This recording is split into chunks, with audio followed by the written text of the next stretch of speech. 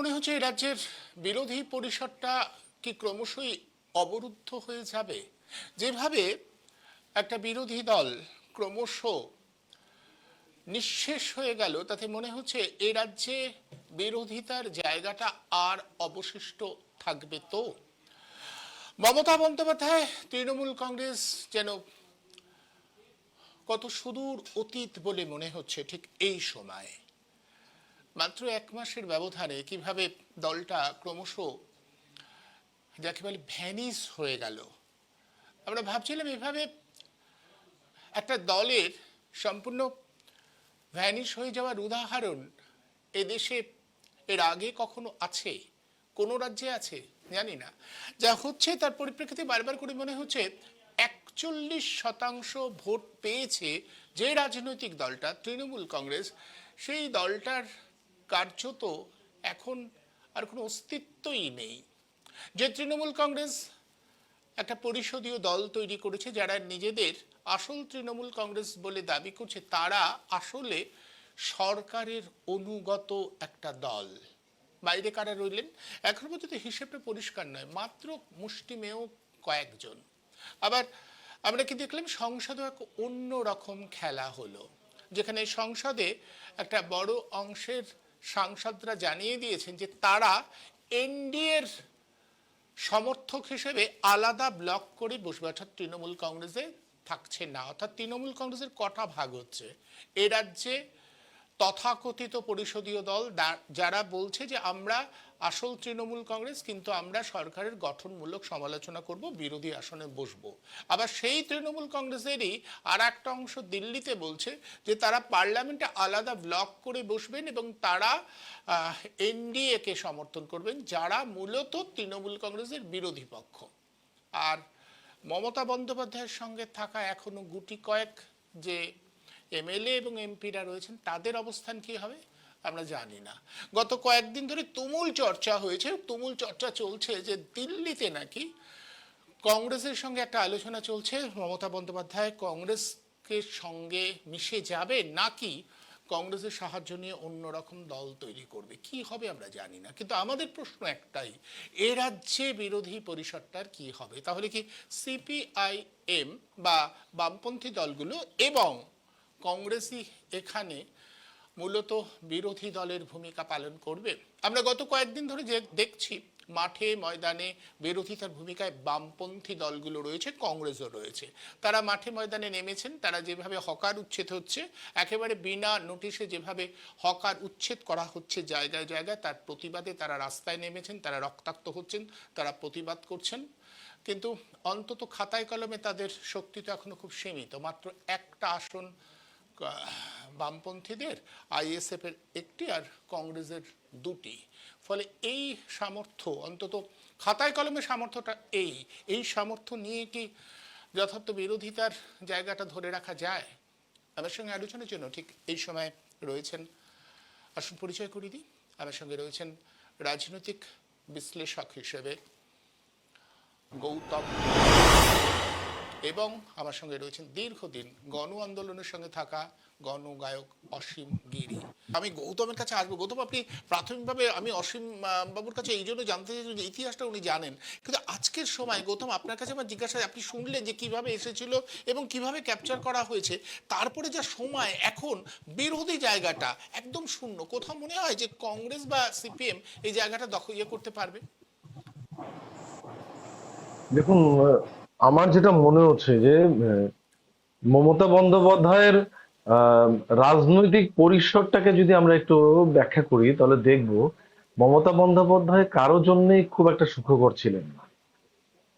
জাতীয় রাজনীতিতে তিনি যেমন ভাবে কংগ্রেসকে ক্ষতিগ্রস্ত করবার কথা ভেবেছিলেন, আবার পাশাপাশি বিজেপিকেও একটা সর্বগ্রাসী মনোভাব নিয়ে তাকে আটকে ধরবার চেষ্টা করেছিলেন, কিন্তু কোনোটাই তিনি পারেননি। আর আজকে তো নিঃসন্দেহে বলা যেতে পারে উনি অপ্রাসঙ্গিক। আর ওনার অপ্রাসঙ্গিকের মধ্য দিয়ে সত্যি সত্যি অস্বীকার করবার কোনো জায়গা নেই। সম্প্রতিকালের ফলতা এবং বিধানসভায় সিট পাওয়াকে কেন্দ্র করে বোঝাই যাচ্ছে যে বিরোধী পরিসরে বাম কংগ্রেস জোট আবার প্রাসঙ্গিকতা ফিরে পাওয়ার একটা মুখ হিসেবে বা একটা আহ চোরা স্রোত যেন বাংলার মানুষের মধ্য দিয়ে বয়ে যাচ্ছে। কারণ জাতীয় রাজনীতিকে যদি আপনি উল্লেখ করে দেখেন, তাহলে আপনাকে একটা বিষয় আমি পরিসংখ্যান দিয়ে বলি। আপনি যদি লক্ষ্য করে দেখেন যে আসাম ঠিক বলবো না, ত্রিপুরা থেকে শুরু করে আসাম, বেঙ্গল, আপনার গোয়া, হরিয়ানা, উত্তরপ্রদেশ, এই গোটা সেক্টরটাকে যদি আপনি উল্লেখ করে দেখেন, যে আসাম, ত্রিপুরার ক্ষেত্রে যেমন সুস্মিতা দেব, আসামের ক্ষেত্রে যেমন ধরুন রমেন বরঠাকুর, উত্তরপ্রদেশের ক্ষেত্রে ললিতেশ পাটি ত্রিপাঠী, কিংবা আপনি ধরুন আহ হরিয়ানার মাটিতে অশোক তনওয়ার, কিংবা গোয়াতে যদি আপনি গিলবার্ডের কথা ভাবেন, তাহলে এরা প্রত্যেকেই, তার মধ্যে বেশ কিছু কিছু মানুষ এছাড়া বিজেপির মধ্যে যারা ছিলেন, আহ সুধীন্দ্র কুলকার্নি কিংবা কীর্তি আজাদ, পরবর্তীতে সময়ে শত্রুঘ্ন সিনহাকে নিয়ে একটা সর্বভারতীয় ভাবে উনি চেয়েছিলেন যে বিজেপিকে একটু ধাক্কা দিতে, এবং পাশাপাশি কংগ্রেসকেও একটা ধাক্কা দিয়ে নিজেকে প্রতিষ্ঠিত করবার খেলা। ফলে আজকের রাজনীতিতে পশ্চিমবঙ্গের রাজনীতি তিনি অপ্রাসঙ্গিক হলেও কংগ্রেস কিন্তু তারা মনে করছে যে এইরকম একটা দল বাংলা তথা ভারতবর্ষের মানচিত্র থেকে হারিয়ে গেলেই বেটার হয়। কারণ জাতীয় রাজনীতিতে প্রায় আপনি যদি লক্ষ্য করে দেখেন, কিন্তু তাহলে প্রায় এটা ভাবুন 22। গৌতম, 41% ভোট আছে তৃণমূলের। সেই ভোটটা কোন দিকে যাবে? সেই ভোটটা কি কংগ্রেস বা বামের দিকে চলে যাবে এখন, নাকি বিরোধীহীন হ্যাঁ, গণতন্ত্রটা বিরাট ভয়ঙ্কর বিপজ্জনক জায়গায় যাবে? পশ্চিমবঙ্গে না, পশ্চিমবঙ্গের মাটিতে এক পশ্চিমবঙ্গের অঞ্চলগত ভাবে যদি বলেন, তাহলে একটা বড় অংশের অঞ্চলের মানুষ কিন্তু বাম এবং কংগ্রেসের দিকেই ঝুঁকবে। এটা কিন্তু, এই অশনি সংকেত কিন্তু বিজেপি লক্ষ্য করছে। ফলে তৃণমূলের যে সমস্ত সাংসদরা আছে, যদিও মুখে বলেছিল যে তারা করবে না, কি বলছে, বিরোধীদের নেবে না, কিন্তু তাদেরকে মানে বিজেপি সমর্থিত অনেকটা বিজেপি যেটা বলছে গঠনমূলক ভাবে আমরা বিরোধিতা করবো, তারা পরোক্ষভাবে অ্যাকচুয়ালি তাদের কতটা বিজেপির বিরোধিতা আদৌ করতে পারবে, এটা নিয়ে যথেষ্ট সন্দেহ আছে বা শঙ্কা আছে। স্বভাবতই সেরকম একটা প্রতিষ্ঠানকে খাড়া করিয়ে রেখে যেভাবে তারা মসনদ চালাতে পারবে। কিন্তু রাজনীতিতে বিজেপির প্রদেশ সভাপতির মুখ থেকে কিন্তু বেরিয়েছে যে গণতন্ত্রে যদি শক্তিশালী বিরোধী না থাকে, সেটা গণতন্ত্রের পক্ষেও বিপজ্জনক। সত্যি সত্যি আজকে কিন্তু গণতন্ত্রে পশ্চিমবঙ্গের মাটিতে কিন্তু বিরোধী সেইভাবে আর থাকলো বলে আমাদের মনে হচ্ছে না। আর কংগ্রেস তাকে নিয়ে নিতে চাইছে একটাই কারণে, কংগ্রেসের অতীতে কথা কংগ্রেস ভুলে যায় না। এটা কিন্তু কংগ্রেস রাজনীতির একটা ঘটনা বলতে পারেন। কারণ কংগ্রেস রাজনীতি ইতিপূর্বে হয়েছে, তামিল মালিনা কংগ্রেসের যারা ছিলেন তারা একদম। পরবর্তী সময় মিশে গেছে এবং মিশে গিয়ে তারা কংগ্রেসের মধ্যে চলে আসতে হয়েছে।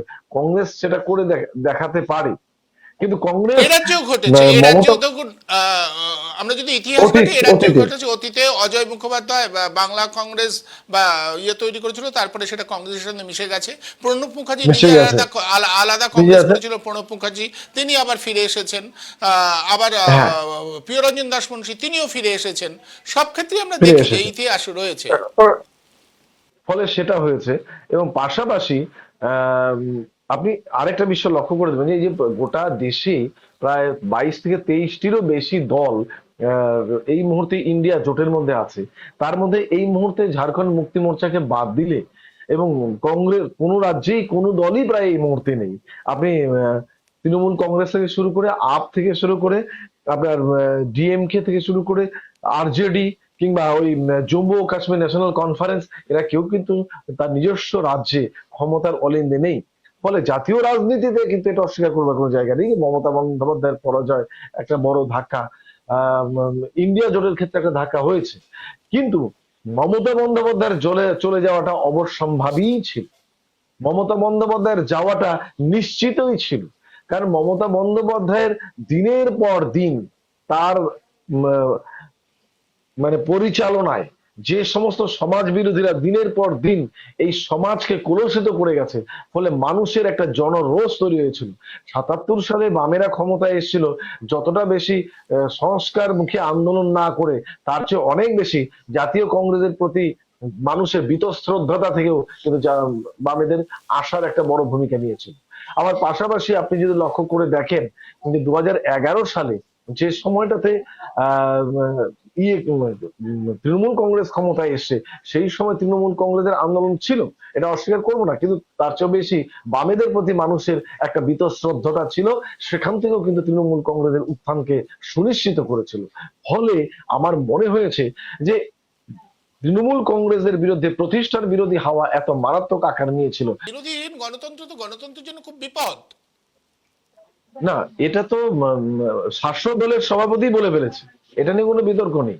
এটা অবশ্যই, শুনুন, গণতন্ত্রের পক্ষে বিপদ, এটা তো সবার আগে বলতে হবে নেত্রীকেই, যে তিনি নিজেই গণতন্ত্রের গলা টিপে হত্যা করেছেন। আজ থেকে এত বছর আগে আমি আপনার চ্যানেলেও বসে বলেছিলাম যে দারোগাবু গ্রামে এসেছেন শান্তি রক্ষা করতে, চোর চরিত্রহীন বদমাস মাতালদের ধরতে। আসলে আসলে আসলে সত্যিকে ধরতে পেরেছেন? তখন সেই বৃদ্ধ বয়স্ক লোকটি বলেছিল, বিশ্বাস করেন দারোগাবু, আমি গণতন্ত্র বাবুকে কোনোদিন জীবনে দেখিনি। এটা আমি বলিনি, সে কথা বলেছিলাম অচল পয়সা যাত্রাপালায় ভৈরব গঙ্গোপাধ্যায় বলেছিলেন। তিনি বলেছিলেন সেই গ্রামের সাধারণ মানুষ, গণতন্ত্র বাবুকে আমি জীবনে কোনোদিন দেখিনি। তাই মমতা বন্দ্যোপাধ্যায় গণতন্ত্রের গলা টিপে হত্যা করেছে। আজকে রাজনৈতিক দখলের একটা একটা প্রবাহমান স্রোতকে তিনি একটা সাগরে পরিণত করেছিলেন। আজকে রাজনৈতিক বিভিন্ন পেপার পত্রিকাগুলো নতুন শব্দ চয়ন শিখেছিল, পেপার পত্রিকাগুলো নতুন ভাষা শিখেছিল, অমুক গ্রাম পঞ্চায়েত দখল করে নিল। সুতরাং গণতন্ত্রের ক্ষেত্রে আজকে তারা চলে গেছে। হ্যাঁ, এটা সত্যি কথা। আজকে এটা আপনাকে মনে রাখতে হবে অনুপম দা, এত বছর পরেও যখন একটি সিট পেয়ে একটি রাজনৈতিক দলের প্রকাশ ঘটে, এত বছর পরেও যত সিট পেয়ে একটি রাজনৈতিক দলের প্রকাশ ঘটে, ফলে বিকল্প আস্তানা বা বিকল্প আস্থার জায়গা কিন্তু অল্প অল্প করে হামাগুড়ি দিতে দিতে হলেও তৈরি হচ্ছে। সেটাই হয়তো একদিন বহির্ভূত হয়ে দাঁড়াবে। এটা আমি অন্ততপক্ষে আমার স্বল্প পরিসর কোন ভাবনার পরিপ্রেক্ষিতে আমি এটা মনে করছি।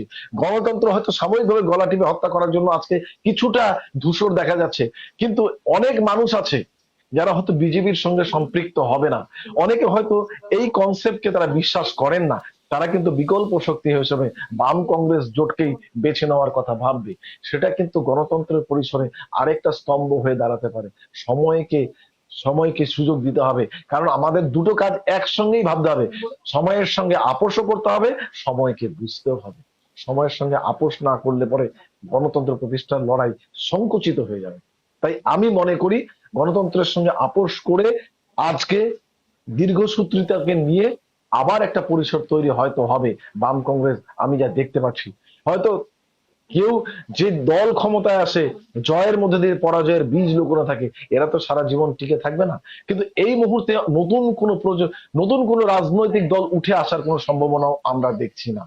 ফলে বিকল্প শক্তি হিসাবে কিন্তু একটা বড় অংশের মানুষ এদেরকেই বেছে নেবে। সেই সময়টুকুর জন্য অপেক্ষা করতেই হবে বিরোধীদেরকে, এবং সেটার জন্য একমাত্র তারাই মাঠে নেমে, ময়দান নেমে তারা যদি আন্দোলন করে, মানুষের আস্থা অর্জন করলে তারা এগিয়ে আসবে, গণতন্ত্রের পরিসর আবার ব্যাপ্তি লাভ করবে। যে দলই ক্ষমতায় থাকুক না কেন, যে দলই শাসন ক্ষমতায় থাকুক না কেন, যে দলই রাজনৈতিক পরিসরে নিজেদের ব্যাপ্তি সুনিশ্চিত করুক না কেন, গণতন্ত্রের ভিত স্তম্ভ দৃঢ় করবার জন্য অন্তত পক্ষে শক্তিশালী বিরোধী থাকা প্রয়োজন। একদম এটা আমি অন্তত অসীম, ঠিক এখানে যেটা বলে যে গণতন্ত্রে বিরোধী দল শূন্য হলে গণতন্ত্রের খুব বিপদ হয় গোটা দেশ জুড়ে এবং আমাদের রাজ্য জুড়ে একটা বিপদের আশঙ্কা ক্রমশ আসছে। এখান থেকে কি অন্য মানে বিরোধিতার জায়গা তৈরি হবে, গণতন্ত্রে একটা বিরোধী নাগরিক সমাজ উঠে আসবে? শুধু নাগরিক সমাজ নয়, দেখো, এটা ঘটনা তুমি যেটা দিয়েছো বিরোধীহীন গণতন্ত্র, এটাই কিন্তু আজকের পশ্চিমবঙ্গ কেন, ভারতবর্ষের বিভিন্ন প্রদেশে যে আমি যাই সেখানেও সেই অবস্থাই, অর্থাৎ বিরোধীহীন গণতন্ত্র। তাও অন্য জায়গায় কিছু কিছু সিট আছে, এখানে তো কংগ্রেসের দুটো আর সিপিএম এর একটি আর আইএসএফ এর একটি। প্র্যাকটিক্যালি যে অংশটা এখন তৃণমূল অফিসিয়াল নয় বলে বেরিয়ে যাচ্ছে এবং এরা অফিসিয়াল ওরা অফিসিয়াল না, একটা অংশ তো লোকসভায় বলেই দিয়েছে ওরা এনডিএ কে সমর্থন করবে। তার মানে কি এটা বোঝা যায় যে এটা আসলে বিজেপির সমর্থিত বিষয়। তাহলে তাই যদি হয় তাহলে গণতন্ত্র বিরোধীহীন। আর বিরোধীহীন গণতন্ত্র যেটা হলে যেটা প্রবল ব্যাপার, স্বৈরাচার এবং ফ্যাসিস্ট শক্তি বাড়ে, সেটা ঘটবে, ঘটতে বাধ্য। এবং যদি না মানুষের লড়াইকে, যেমন নয়ডা লড়ছে, রাজস্থান লড়ছে, হরিয়ানা লড়ছে, ডবল ইঞ্জিন সরকার, তা সত্ত্বেও লড়ছে, তুমি জানো। শ্রমিকরা লড়ছে, কৃষকরা গিয়ে বাঁচাচ্ছে, কৃষকরা গিয়ে ছাড়িয়ে আনছে। এটা হচ্ছে কিন্তু ভারতবর্ষের বিভিন্ন প্রান্তে। আমাদের এখানেও কিন্তু সিপিআইএম থেকে শুরু করে সমস্ত বাম দলগুলো এবং বেশ কিছু মানুষ যারা নামী মানুষ নয়, তারা কিন্তু পথে নেমেছেন হকার উচ্ছেদের বিরুদ্ধে। তারা পথে নেমেছেন পেট্রোল, ডিজেল, গ্যাস ইত্যাদি দামের বিরুদ্ধে। তারা পথে নেমেছেন আরো নানান বিষয়ে। এইটা নিয়ে একটা জিনিস গঠিত হয়েছে যার নাম জনমঞ্চ, যেটা আগামীকাল ভারত সভা হলে তারা একটা কনভেনশন করবে যে হকার উচ্ছেদ এবং অন্যান্য বুলডোজার রাজ। তো সুতরাং এখানেও গড়ে উঠছে, এর মধ্যে সাংবাদিক আছেন, এর মধ্যে নাট্যকার আছেন, এর মধ্যে গায়ক আছেন। অর্থাৎ আগে আমাদের যাদের নাম শুনেছি তারা নন, কিন্তু আমি হয়তো আছি ব্যক্তিগতভাবে, থাকবই।